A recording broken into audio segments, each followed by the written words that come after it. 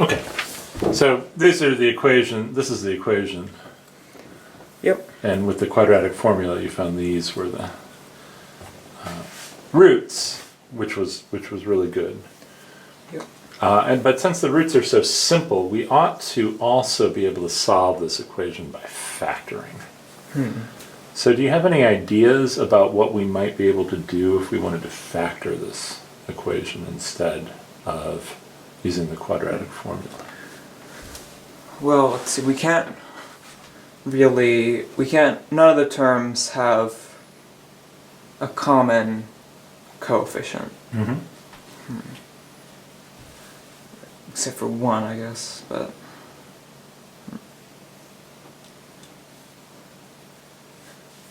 Well...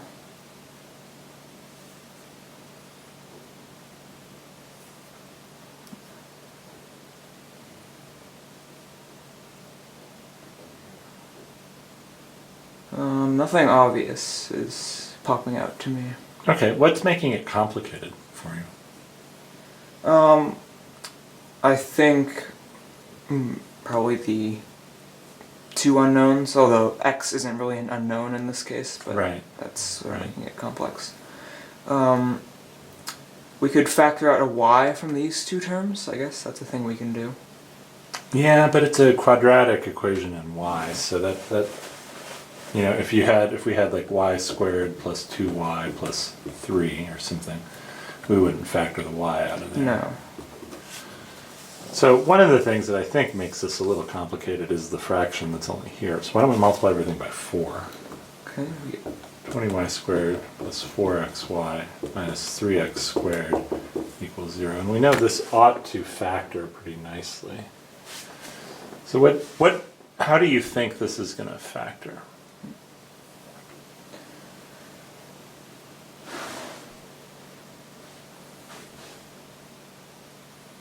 Well, it should factor into two terms. So we have, let's see.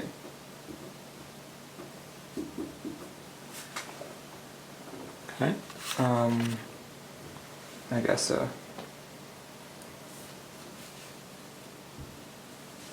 y plus x over 2. I'm just going to give myself a little bit more room. So, or from the first root, we'd have y minus 3x over 10. So.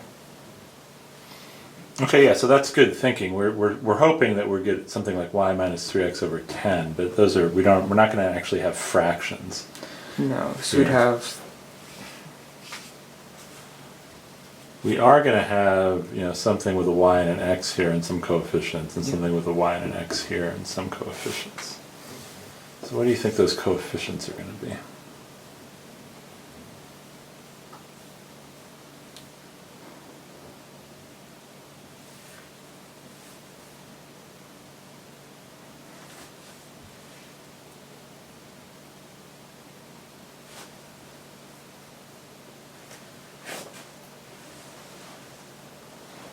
What can you tell me about the coefficients?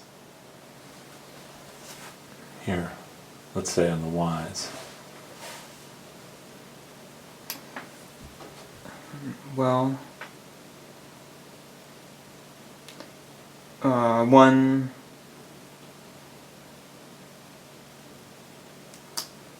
On the y's, one will be positive and one will be negative. What makes you say that? I thought we have one positive and one negative root. Yeah, but pretend you don't know what the roots are. What has to be true about the coefficients for the y's? They have to multiply to be 20y squared. Okay. And what about the coefficients for the x's? They have to multiply to be 3x squared. No. Or negative 3x squared. Okay. So, for the x's, one has to be positive and one has to be negative. Okay. Good. So we have on the y's. We're hoping if we find a way to factor it, the product has to be 20, and for the x's it has to be minus 3. Yes. Okay. So what might be a good guess? Well, we could try.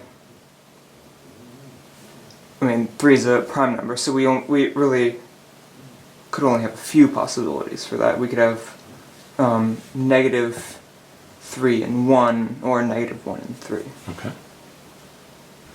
So that has to somehow combine with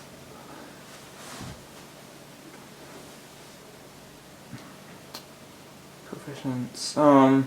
So I think somehow we'll have, this will factor into a 2 and a 10. Okay. And then, so let's see, if we have 10 there, have 2 there, the 10 multiplies, 10 could multiply with the 1, and then we have negative 3x here, which would multiply to be negative 6xy, and we have 10xy.